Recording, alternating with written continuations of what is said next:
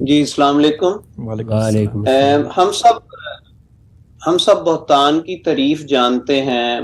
آج کے social media کے دور میں کوئی بھی سچی خبر بہتان کی زد میں آ جاتی ہے، اور کوئی بہتان ایک سچ کے طور پر پیش کر دیا جاتا ہے۔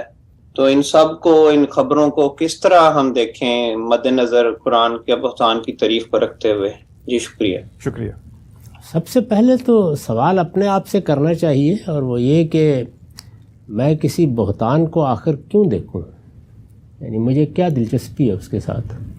تو دلچسپی کا باعث کیا چیز بن رہی ہے اس کا فیصلہ کرنا چاہیے۔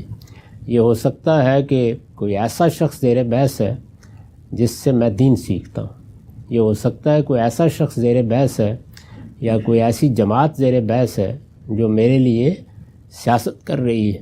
ظاہر ہے سیاست لوگوں ہی کے لیے کی جاتی ہے، تو ایک کنسرن پیدا ہو گیا۔ یہ بالکل ویسی بات ہے جیسے کہ آپ اپنے ہمسائے کے معاملات میں، عام حالات میں کیوں تجسس کریں گے؟ قرآن مجید نے ہمیں روکا ہے اس سے، ولا تجسسوا، لوگوں کے معاملات کی ٹو لگانے کی کوئی وجہ نہیں ہے۔ لیکن اگر اسی ہمسائے کے ساتھ کاروبار کرنے کا فیصلہ کرنا ہو، یا اسی کے ہاں کوئی رشتے کی بات چل نکلے، تو پھر آپ کا ایک کنسرن پیدا ہوتا ہے، ایک تعلق پیدا ہوتا ہے۔ وہ تعلق یہ تقاضا کرتا ہے کہ آپ جانیں۔ یہ میں نے اسی لیے دو مثالیں دیں۔ اس میں اگر کوئی چیز آپ کے سامنے آتی ہے تو پھر اس کا اسی طرح جائزہ لینا چاہیے، وہ ماضی کی ہو، وہ حال کی ہو۔ ماضی سے میری مراد مسلمانوں کا وہ ماضی ہے جو رسول اللہ صلی اللہ علیہ وسلم سے شروع ہوا ہے، یعنی ایک ماضی تو وہ ہے کہ جو آدم سے شروع ہوا ہے، لیکن اس ماضی میں بھی بہت سے تاریخی سیاسی واقعات ہو گئے ہیں، وہ بھی ہمارے یہاں تفریق کا باعث بنے ہوئے ہیں، ان کی بنیاد پر فرقے بن گئے ہیں۔ کوئی چیز ماضی کی حال کی سامنے آتی ہے اور وہ آپ کے کنسرن کا موضوع نہیں ہے تو اس کو اٹھا کے ایک طرف رکھ دیجیے۔ سوال یہ ہے کہ میں اس کو پڑھوں کیوں، آگے کسی تک پہنچاؤں کیوں، میں اس سے متعلق ہی کیوں ہوں؟ مجھے اللہ کی پناہ مانگنی چاہیے اس سے۔ میں ایک راستے پر چل رہا ہوں، ایک غلاظت پڑی ہوئی ہے، مجھے اپنے کپڑے سمیٹ کر وہاں سے گزرنا چاہیے۔ لیکن اگر وہ مجھ سے متعلق ہے، کنسرن ہے میرا اس سے، تو پھر میں ظاہر ہے کہ رکوں گا، دیکھوں گا۔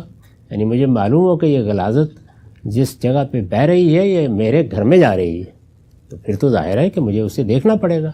یا دیکھنا ہے تو میں نے بتا دیا کہ کیا صورتیں ہو سکتی ہیں جن میں وہ مجھ سے متعلق ہوتی ہے۔ اس دیکھنے کے لیے اسی درجے کی تحقیق کرنی چاہیے جس درجے کی تحقیق ہم کسی مجرم کو عدالت میں دیکھ کر شہادت کے اصول پر کرتے ہیں۔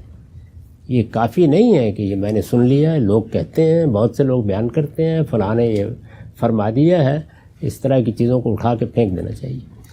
یہ بات کہ ہم لوگوں کی اخلاقی حس بہت کمزور ہے اور ہم پروپیگنڈے کو قبول کرتے ہیں، اسی کا نتیجہ ہے کہ بعض طاقتور قوتوں نے پروپیگنڈے کے ذریعے سے سیاسی لیڈرشپ کو آخری درجے میں بدنام کرنے کی صحیح کی ہے، اور اس کے نتائج اس وقت ہمارا پورا ملک بھگت رہا ہے۔ اس سے اللہ کی پناہ مانگیے اور ہمیشہ یہ کیجیے کہ جو چیز بھی آپ کے سامنے آتی ہے اگر وہ آپ کا کنسرن نہیں ہے تو اٹھا کے ایک طرف رکھ دیں، اس کی طرف نگاہ بھی نہیں کرنی چاہیے۔ اگر وہ کنسرن ہے، اور میں نے عرض کر دیا کہ کس پہلو سے کنسرن ہوتا ہے، پھر تحقیق کریں، ورنہ زبان نہ کھولیں۔ رسول اللہ صلی اللہ علیہ وسلم نے اسی پر تنبیہ فرمائی ہے کہ کفا بالمرء کذبا ان یحدث بکل ما سمع، آدمی کے اللہ کی بارگاہ میں جھوٹا قرار پا جانے کے لیے اتنا ہی کافی ہے کہ جو بات وہ سنے کسی کے لیے بری اس کو بیان کر دیا۔ ٹھیک ہے سر، بہت شکریہ۔